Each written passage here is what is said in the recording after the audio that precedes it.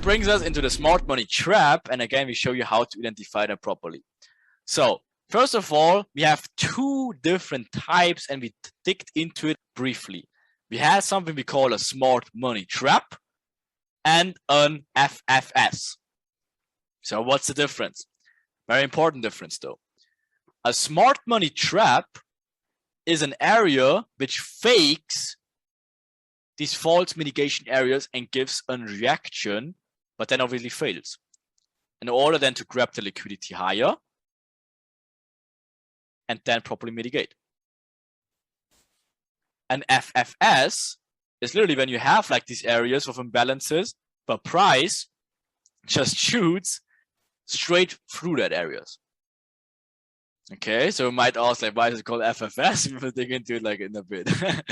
But now I understand like the smart money trap gives a false reaction of the supply and demand zone or the imbalance zones whatsoever, depending on how you refine them, and then fails afterwards. So it gives a false reaction to build the false belief, whatever, the false understanding, and then fails afterwards. The FFS smashes through that supply and demand area without on reaction and fails immediately. Okay, so we have different variations. It can look also like this. When you have multiple, depending of course highly what is going on to left, if that is obviously Asia range, whatever, that obviously becomes more obvious. But obviously that's just an illustration to make it a little bit clearer of how a smart money traps looks. Gives a reaction, then you have an inducement, maybe also to the left, maybe this is also Asia high, having your inducement. And guess what? After the inducement, this in here, of course, will become a trap. Right? Because again, smart money traders seeing the buy trend and trading obviously this imbalance area to wanting to take it even higher. Right? So this trap immediately should become invalid to you. Right? For the FFS, it's obviously more difficult to spot because they just smoke through them. So if you have this area, and smart money traders mark it up, just smashes through it, and then gives a small reaction, makes them even more mad, like, oh shit, I gotta stop out here, but then it moves my direction. Let me take this one in here. Then I get another stop out. Or this zone in here immediately smokes through, gets the inducement, and then it's the same thing all over again. So the question is then, it happens all the time. Yeah, that's happens really all the time. So which is more likely though? Scenario 1 or scenario 2? Like if you see that's a smart money trap, gives a slight reaction, smart money trap gives a reaction, or whatever, FFS goes straight through it, smart money trap or can straight through it. So what's the difference? And the answer is, it doesn't really matter what scenario works out, because why? Each scenario will work out perfectly with our rules, since react, not predict. We used to predict, right? Obviously prediction, so we know the possibility or the possible ways to react, but never take trades based on these areas anyways. So the thing is, if you had to choose one of scenarios, 1 or 2, should be more likely you will obviously line up with timing if you really want to choose something. We have so many confluences to choose these areas, you should not randomly choose them anyways. And on top of that, we know that these areas become smart money traps anyways later on, and it doesn't matter if it's a trap or an FFS, because they should fail anyways. Smart money trap just gives a reaction, then fails. Reaction, then fails. The FFS just smashes through them. There's no difference. They both fail. You just need to understand they fail. Just this one gives a reaction, this one not. But both areas will fail. Okay? And of course, we can enter those both areas later on, and we also call it cup trades whatsoever. We will teach you that, of course. We will also have something that we call the EDM and LETs, and of course, that makes it easier. But again, dig into this example to understand it better. At this point in here, what do we have? Of course, we have the first channel downwards, but the overall main upwards trend. What do we have before Asia? Breakout, huge channel upwards, building this channel in here, perfect timing, inducement in here. So the cycle is completed of the stage. So what should happen next? Is this an area where you should take a buy from and like this? Yes or no? Of course not. Of course not. So, but can we technically expect this? Yeah, we could. They could give a reaction in here because they're just mitigating this area, making a reaction, but then fail. But does it really matter? No, it does not matter. The only thing we know at this scenario is that this zone will fail. It will fail. But if it failed like this, or just like this, it doesn't matter. The zone will just fail. So we can label it immediately a smart money trap just based on what you learned so far. Okay? Again, then internal break of structures, mitigation, whatsoever, you know all that stuff. But this zone in here will fail just based on the daily structure or daily play what you learned in this scenario. Okay, so in this case, it did something like this. Choop. So guess what? You just relabel it for an FFS. Technically, you label it first as a smart money trap because you don't know if it gives a reaction, but you know it will fail. The only question, will give it a reaction or no? You're not interested in the zone anyways. You just label it up for your own understanding that this zone will be a smart money trap. But if it smokes through like that, obviously you label it an FFS. So again, even if you read it already, why is it called an FFS? Because the smart money traders that trade these zones, they place limit orders in here. So they place a limit order here and put their stop loss below here. So what happens to them? The limit order gets triggered and they get an immediate stop loss. And that's why they're like, for fuck's sakes, right? And that's why it's called an FFS instead. Because if it's a smart money trap, at least they're getting their pending orders triggered, and then they get a reaction, and then basically they're getting a break even. But if in an FFS scenario, they just smoke through them and just stop them out immediately. That's why it's an FFS. But you should know that this zone, anyways, by the daily play, will get broken anyways. Only difference is give a given reaction and then break or trade straight through it. Okay? And again, smart money traders at this stage are like, oh, what? For fuck's sakes. Like, how did my smart money method just lose? Right? Anyway, so the FFS. FFX explains where there was previous inducements and trapping, right? Remember, see the pain in the market. If you have these very clean imbalance zones and they just get smoked, of course, like a lot of people get stopped out immediately because they're putting their zones of interest in these areas without a bigger concept of the whole thing, right? That's just areas that grab immediately liquidity, and obviously that will become areas of interest later on because that's also liquidity traps. But you should understand that an FFS is technically a smart money trap zone, which you can easily identify with the cycle and other concepts we will give you later on, and you expect them to be broken anyways. Okay, so note the FFS switcheroo. The additional understanding for this happen is the losses from the smart money traders, pretty much creating the FFS, right? And that's why they usually with speed because they're immediately grabbing liquidity after and then usually gives a reaction after. Okay, but let's look at it again. So what is going on in here? We know that this is the extreme of the push.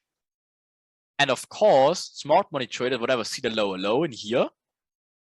And they think this is the valid zone, right? So again, what? Of course, getting the reaction in here.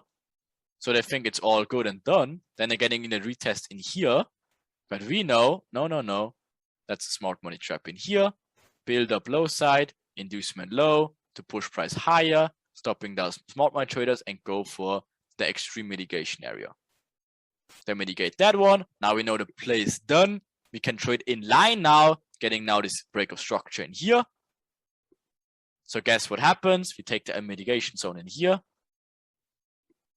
right? So that's a possible zone we can re-enter, of course. There we go, gets the mitigation here. And then again, creates imbalances in the process again. So we can take this trade in here also later on. This direction, and then the day is over. Makes sense. Yeah, for Fox, it happens to me. yeah, it happens to everyone of people who are taking these concepts because again, they don't understand the bigger concept of it, And again, you're placing a limit order here. And in best case, again, smart money trap, you're getting a reaction, you're getting all excited. And again, for FFS, they just smoke through it, right? Question. Which of those two will be a smart money trap? Is it A or B? Hint, follow the cycle, but above all else where liquidity lies, right? Of course, the answer is B. B will be a smart money trap because again, we need to grab liquidity first. And that will have a huge role if you take a look to the left later on. Because what we did so far in these pictures, we isolated the day and cut it out here. Just showed you always like this to the left. But now we're starting to look to the left a little bit more to complete this overall cycle and see where price actually will stop. Because we showed you when it technically can stop, but now we show you also where it also can stop, okay? So what can we expect in here? Again, always think in terms of liquidity. That's a really obvious zone. Again, smart money concepts getting very obvious and very well used. Everyone in here sees this huge imbalance.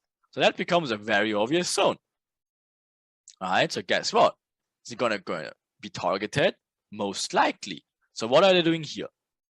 Obviously, they're just ranging, never broke out of Asia, even faking the inducement low. To do what? Obviously, most likely to go higher. Now building the short channel in here. Right? Now we look at the timing aspect of it. Right? So again, timing is obviously London open, as you know so far. So what should happen next? What we can expect. So first of all, we see that timing for London open would be in here. Okay. So what we can expect easily now in our minds is something like this. Or something like this. As you can see here, this one will run a little bit short, as this is the timing, and then this cannot be a smart money trap. And the timing would line up. But also, this would be a possibility, as then timing would line up perfectly. But again, as in both scenarios you see, this area should be taken away. The only question is, will it become a smart money trap, gives a reaction and then pushes higher? Or does it smoke straight through it? Okay, so again, what's more likely? It does not matter. It does not matter what should happen because again, we expect the break of the structure anyways. It does not matter. So in this case, as you can see, it just becomes, and for fuck's sakes, because the timing then lines up. It's already 9 o'clock, as you can see. And they obviously want to do it in London. So this becomes not a smart money trap, but then for fuck's sakes, grabs liquidity high, and then goes into the mitigation zone above that to complete the cycle. The cycle, as you learn it, is still the same. If you just look at the isolated day, again, same thing. Building a channel, inducing low to go higher, doing before what? Building the low channel here. Huge inducement vector candles. At this point, again, you should know that this is probably gonna be liquidated. The only question is it given a reaction or smokes it through. In this case, it just smokes through like nothing. All the smart money traders are getting an immediate stop loss. Their stop loss is above here. Worst case, maybe even here. But worst case, the stop loss is above here. They're getting immediately in stop loss. Now all the liquidity is grabbed. All the momentum shows to the upside. London open. Timing. Now the mitigation makes sense. Price can reverse. So this, of course, becomes a smart money trap area now, because of course we have our cycle completed for the upside. And guess what that is? Asia low with a quadruple bottom whatsoever. So guess what? Inducement high, completed the cycle, London open. So of course this zone will be broken. It can be a smart money trap, gives a false reaction, but should be broken anyways. See how that works. Right? It's always the same, guys. Again, this becomes a smart money trap for sure. The only question is, does it give a reaction or not? It did give a reaction, right? So now, of course, we can expect a valid mitigation here, and then to go lower and grab this liquidity. And then, of course, the day will run to an end.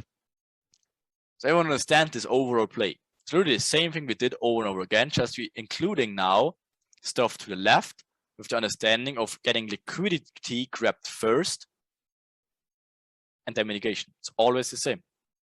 Build up, inducement, immediately grabbing liquidity into the mitigation area, timing aspect, perfect play out of Asia range, building the buy channel, building the vector candles, timing, and of course after that the play is done. So again, if you want to trade that stuff later, of course, something like that can be a possibility, or of course the mitigation of the inducement, or of course afterwards the mitigation of the point of structure, but obviously later about that more. So again, just very easy one. Again, just to sum it up again, to get it in your head. On the lower time frames, again, it should look like this. It's always the same. Build up, again, before the false inducement low, into, guess what? Mitigation area. On the lower time frame, of course, then inducing high. Then this is the inducement in here. This is the internal break of structure. This is the main break of structure. Where's the mitigation zone? It is here, comes back, mitigates later. That's how you break it down later. Okay. And of course, if you dig into that a little bit more detail, it's the same thing all over again. Having the inducement highs, having the internal break of structure, almost. First, you have the build-up, of course, and then the break of structure here. And of course, this is the push that led to this internal break of structures, which also was the equal lows. Guess what? This is the inducement. That's the mitigation of the inducement. That's another mitigation. But again, the confirmed one is after this internal break of structures in here. That, of course, creates the liquidity, the imbalances in here. Should come back to mitigate it. Quite missed it a little bit. Then again, you're just trading the overall cycle after the main break of structure. This is your imbalance area now. Doing the same thing, getting a build up just before the mitigation area, faking the buy channel, breaking the structure, coming back, inducing this structure in here, just to do what? Mitigate these areas to complete the overall play. But again, just remember that this in here is something major you're looking for. Asia range, inducement, minor inducement first. This might be a smart money trap to the left, but more about that later. Okay. Then the major inducement for the day in London Open, internal break of structure, leaving imbalances in the process, comes back, break that down to the 1 minute. This plane here, this is the 1 minute now. This is again the 5 minute. 1 minute should see like build-ups after the break of structure, inducement of this internal play. This is the inducement, but what does the inducement do? Mitigate the overall play in the bigger picture, and then you can take the buy trade going longer or long. Awesome.